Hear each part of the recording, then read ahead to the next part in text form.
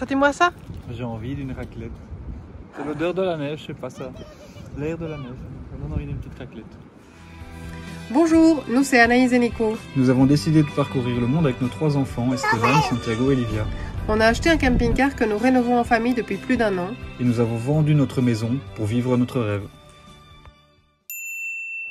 On est sur les hauteurs de Geiranger et là-bas derrière il y a la route qu'on vient de descendre. Voilà un spot où on se serait bien arrêté pour faire une photo. Mais c'est full. Je vous montre le parking.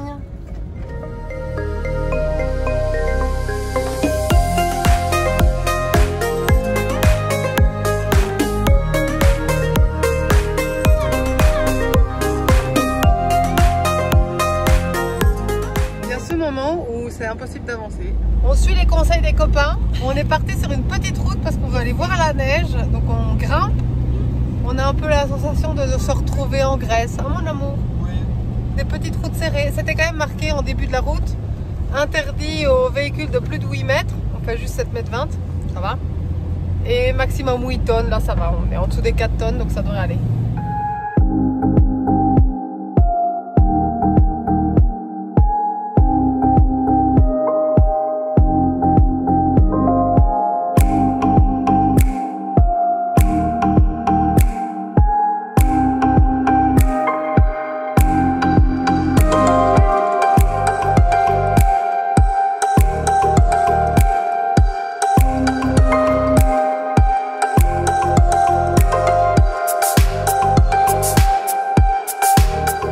Qu'est-ce que vous faites?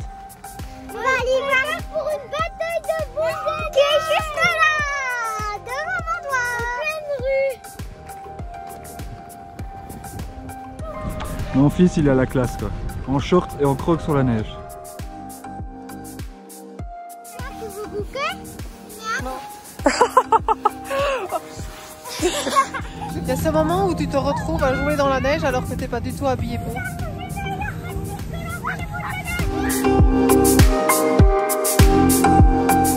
C'est beau hein? Pour la 48 millième fois de toutes les vidéos. C'est beau hein? Ça m'angoisse à mort. Ah, 2 voitures. Non, non, et puis il y a plein de trous là. Et puis là on est près du fossé et tout ça et en fait c'est encore. En fait c'est ces trous là, ça me fait peur. J'ai envie de pleurer en fait. C'est un peu le branle-bas de combat. Parce qu'on a encore décidé de changer les plans. En fait, on devait partir ce matin pour faire un peu de route et aller sur un parc national. Et puis on s'est dit qu'on était vraiment bien ici. Du coup, qu'est-ce qu'on a fait? On a décidé de rester après l'école. On a mangé et là, en fait, on s'est rendu compte que sur l'endroit où on était, il y avait une rando qui était possible. Donc, branle-bas de combat pour partir en rando. Tant qu'il fait encore bien beau, bien chaud. Allez, go pour la rando! Dans le parc national. C'était censé être une balade facile et en fait c'est quand même bien raide. Le facile norvégien c'est pas toujours le même que le facile belge. Ça c'est clair et net. On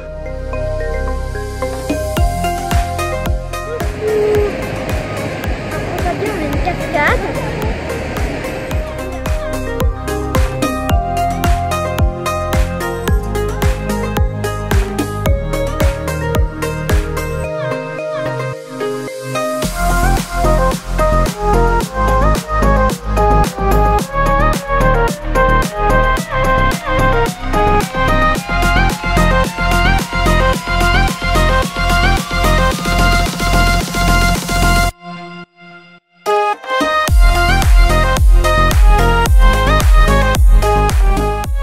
Retour de balade, posé installé au soleil. Bon, la balade, 2 heures. Un peu compliqué sur la fin parce que les enfants ont fait des crises pour tout et pour rien. Voilà. Ça arrive. Qu'est-ce qui se passe de l'autre côté de la table? Il y a un petit renne pas content. Il y a un petit renne pas content. Qu'est-ce qui se passe, Santiago? Tu veux nous expliquer? En fait, Santiago a choisi des céréales, mais finalement, ces céréales sont comme des croquettes pour chien que Nico mange. C'est pour ça qu'il est énervé. Il n'y a plus de bananes. Je vais lui donner un grand bout de fruit, mais il a pas envie. Il n'y a pas de yaourt qu'il aime. Donc Santiago fait régime. Il est à la diète. Ce matin, on quitte notre petit spot. On était venu ici pour passer une nuit, puis finalement hier, avec le soleil, ça nous a bien plu. La belle promenade d'hier aussi. Et là, on se met en direction de Sognefjorden. Sognefjord, un truc comme ça, voilà. Fjord de Sogn. On quitte la Norvège, on ne sait toujours absolument pas dire les noms. Donc on a quoi, 3h30 de route, quelque chose Au total, ouais, il y a 3h30, mais on se laisse le temps. On se dit qu'on va admirer et profiter de spots, un peu comme on a fait avant-hier. En fait, on a une liste, on a un fil conducteur et au final, on ne le respecte pas tellement parce que on trouve un endroit, on s'arrête 10 minutes, parfois 2 jours. Voilà. On a mis JFK à chauffer, alors en route. Un petit arrêt qui n'était pas prévu. On a vu la tour là derrière moi. Je vous la montre jusqu'à haut. Du coup, on était curieux, on est venu voir ce que c'était. Et ben, on en profite parce qu'il y a un robinet, donc Nico va faire le plein d'eau en même temps. C'est cool. Maintenant, je vais essayer de me renseigner, de savoir qu'est-ce que c'est que cette tour, parce qu'on voit qu'il est écrit Rasmussen. Mais en dehors de ça, je ne sais absolument pas à quoi elle correspond. Réponse: Wilhelm Rasmussen est un sculpteur norvégien. Arrêt point de vue, ça va encore foutre le bazar dans la moyenne, mais bon, on s'en fout hein, de la moyenne. On est là pour admirer le paysage. Je disais, encore un point de vue, on va jamais arriver à l'heure quoi. Mais à quelle heure? On est attendu où? Nulle part. Les mecs pas du tout blasés quoi. Genre, on a connu mieux comme point de vue. Ça. Il n'y a pas le soleil. Ouais. Un petit rayon. On va essayer de voir s'il y a des élans. Ouais. Pas vu d'élan. Celui qui a vu un élan. On est frustrés et donc tous ceux qui ont vu des élans, vous seriez priés de ne pas faire de publication parce que nous on revient du nord et on n'a pas vu d'élan. Hop, nouvel arrêt. Photo, photo. Au bout d'un temps, on arrive à leur donner le goût en fait d'aller voir les points de vue, de sortir son appareil photo et d'aller trouver son petit spot pour faire la photo.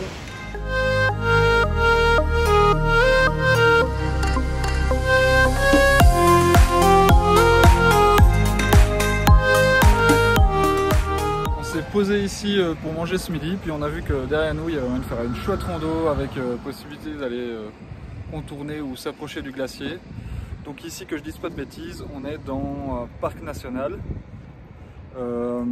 Et dans ce parc national se trouvent les 2 plus grands sommets de l'Europe du Nord, avec respectivement 2469 mètres et 2464 mètres, le Galdhøpiggen et Glittertinder. Enfin voilà, ça c'est vite dit quoi. Et c'est le parc national du Jotunheim. Voilà, donc maintenant ben, on s'est préparé et on part en rando. À peine parti que déjà de retour parce que j'ai pas pris mes bonnes chaussures de rando. On est parti cette fois avec les bonnes chaussures. Est-ce que tu peux nous dire ce qui nous attend? Normalement, un glacier. Ouais. Combien de kilomètres? 5 km aller-retour, donc ça devrait aller. 2 km de montée et 2 km et demi de descente. Ça devrait le faire. Combien de dénivelé? Je sais plus. Ah bah bravo. Ah bah je sais plus. Ah bah bravo, merci. Alors hein. attends, 220 mètres on a déjà fait pied. Allez, on va monter. Voilà au milieu des vaches. On fait la pause.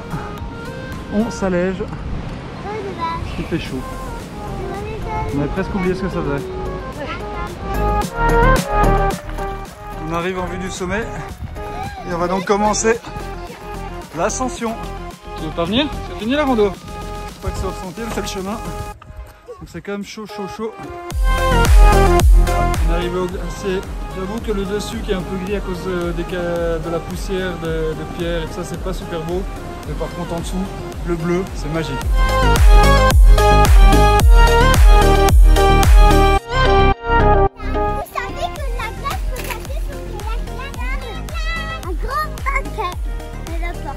Ce qui est super impressionnant aussi, c'est de voir ta quantité d'eau qui continue à couler. En fait, ça fond.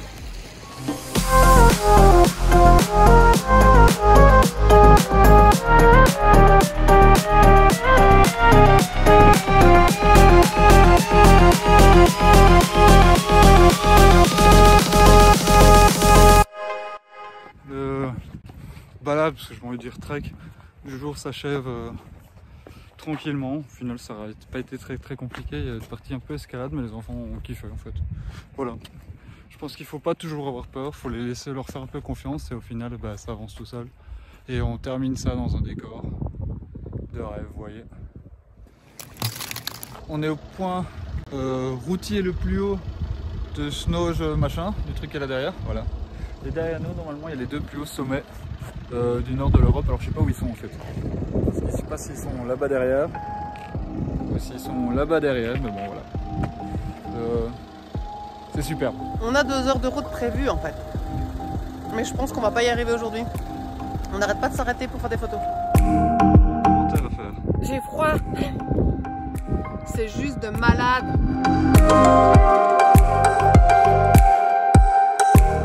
On avance en douceur, on s'est encore arrêté. On n'a pas pu s'empêcher. Il y a trop de points de vue en fait dans ce pays. La Norvège c'est pas bien, il y a trop de points de vue, t'avances pas. Qu'est-ce que t'en penses? Moi je dis c'est désagréable. Vaut mieux aller à la place. On est en train de descendre de là-haut et ça descend les amis. On est sur des pentes à 10% annoncées. Et c'est quand même des longues descentes. On se demande si on va devoir bientôt faire une pause pour les freins ou pas. Voilà. Et Jeff Ke a connu la Grèce. Hein. Bon ben je l'ai dit, c'est fait. Ça sent le cramé. Là on a dû s'arrêter. Et en fait le truc, je vais vous montrer. Je vais tourner ma vidéo pour vous montrer tout ce qui nous reste encore à descendre. Donc on est là. La route continue à descendre. Et ça descend bien. Et là on va encore descendre là-bas là. On doit arriver jusqu'à la route là-bas tout en bas. Voilà, on a trouvé un petit endroit, heureusement un tout petit peu plus bas pour s'arrêter parce que je pense que les pneus, les freins chauffaient trop. Donc je préfère pas prendre de risques. J'ai jamais chauffé comme ça, enfin une fois en Grèce, mais pas voilà. Ici il y a encore de la descente assez costaude. Donc va pas prendre de risques, on va s'arrêter. On avait une petite demi-heure, peut-être 1 heure, voilà. C'est reparti. On tente la deuxième partie de la descente. On profite d'un autre point de vue pour continuer à refroidir les freins. Donc on a descendu déjà un petit bout, très lentement, pour soulager les freins au maximum. Et puis là, bah, point de vue, bah, on s'arrête, on profite du paysage qui est juste splendide. Donc on rend l'utile à l'agréable pour le coup. Bon, on va devoir continuer quand même, il va falloir descendre jusqu'au bout. Ça y est, on est en bas. Et la fin de la descente, elle s'est faite en deuxième en permanence. Il est quand même déjà 6h15, on va aller à la recherche d'un spot. Petite course à 20h, voilà le tracteur qui s'est garé à côté de nous. Il vient faire ses courses. On avance et je ne conduis pas parce qu'on est dans le ferry, premier ferry du jour et je pense le seul. Parce qu'on va se trouver un petit spot pour se poser pépère et pêcher. Pêcher. Avec le derrière. Il y a des enfants qui ont perdu la planche en voulant jouer sur le bord de mer. Ils ont raté 2 occasions pour la rattraper, donc du coup c'est Anaïs qui s'y colle, qui va aller chercher dans l'eau froide.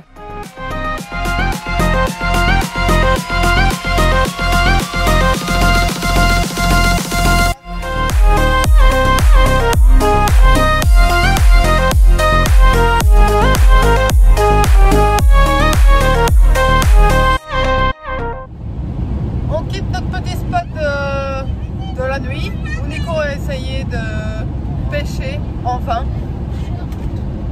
On est passé un super... Il n'y avait pas de poisson dans l'eau, c'est pas ta faute. Et là, on se met en direction, on est de Flem, et on va au musée Viking, sans doute le dernier qu'on fera en Norvège. Et oui, c'est bientôt la fin. Nous voilà au musée Viking, près de Flem, voilà, comme vous voulez. Oh, capitaine. C'est un musée qui nous avait été conseillé. Ce sera sans doute le dernier musée viking. Sans doute le dernier musée viking. Et ici, on va découvrir en fait plein de petites maisons avec chaque fois des personnages qui sont mis en tenue. Alors, je sais pas si c'est, on peut dire déguisés ou si c'est vraiment des tenues qu'ils portent parce qu'ils sont peut-être plus du roleplay, je pense. Mais voilà. Allons-y.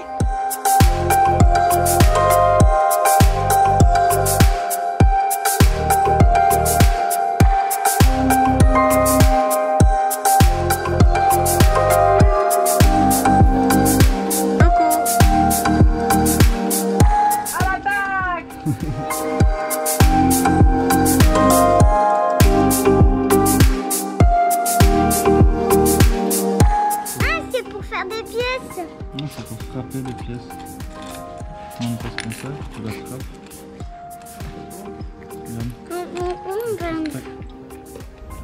Alors dis-moi, qu'est-ce que tu as pensé de ce musée? C'est sympa, mais le côté tu payes ton entrée plus à l'intérieur, c'est plein de trucs payants. Pas les activités, mais en fait les petites maisons vikings, c'est des magasins. Des petits shops. Des petits shops, donc l'un dans l'autre. Par contre, au niveau du cadre, c'est le plus beau musée viking qu'on ait fait, je crois. Ouais, le cadre est sympa. Et les gens dedans, alors on ne sait toujours pas si c'est du roleplay ou si c'est voilà, des gens qui vivent comme ça, mais en tout cas, très sympa. Ouais. Et beaucoup plus ouvert finalement que les derniers musées qu'on a fait en Norvège, ouais, je trouve. Donc, à faire si vous avez des enfants. C'est trop cool! On nous avait dit que c'était un spot où on pouvait voir des dauphins. Et là, je me suis levée à 8h moins le quart, j'allais faire mon sport. Là, je crie « Dauphin !» Et on a vu des dauphins qui ont longé en fait la côte là-devant. Est-ce que tu as vu des dauphins? J'en ai déjà dit 18. J'en ai déjà 18. On a décidé de bouger ce matin, ce midi déjà de nouveau, pour trouver un spot à poissons, parce que le spot où on était, s'il nous a offert le spectacle de dauphins, il nous aura pas offert des poissons pour manger. On pense que c'est vraiment dû à l'endroit. Je pense qu'on a essayé tous les deux de pêcher, toujours sans succès. Donc on bouge un peu, on espère aller dans un endroit où ce sera plus propice et on pourra enfin choper ce premier poisson.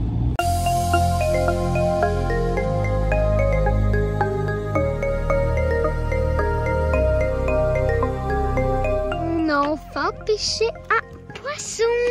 Il est encore vivant, donc c'est pas un fou. Tout premier macro. Deux macros en plus pêchés et plus costaud que le premier. Allez, viens. Bon, maintenant tu nous pêches du saumon. Ah, t'es ma grand-père. Ça va, poissonnière d'amour? Ah ouais. Là, ça pique. Là, ça On remerciera Manu Voilà. de la Casa Moya de nous avoir appris à vider les poissons correctement. Regarde Aston, combien il y en a? Il y en a 4. Aston, il n'aime pas le poisson. C'était drôle, il a secoué là, il vient de cerveau. Je crois que c'est sashimi de maquereau, c'est ça mon ange? Ouais. C'est la fin de cette vidéo. Avec un magnifique coucher de soleil derrière nous. Semaine, on va dire sous le signe du pas planifié. Voilà. Et plein de On a essayé d'organiser et puis finalement on a toujours changé les plans. voilà. Donc, mais on s'est fait plaisir, on s'est écouté et je pense que ça c'était important aussi. On a ralenti. Et on a réussi à pêcher. Nico est notre pêcheur. On est à 13 poissons sur les 2 derniers jours. 13 poissons en 24 heures. Donc ça y est, en fait, on peut partir, on peut rentrer, on a pêché. Voilà, on espère que ces images elles t'ont plu. On te donne rendez-vous la semaine prochaine pour la dernière vidéo sur la Norvège. Et ouais, bientôt la fin. À la semaine prochaine. À la semaine prochaine!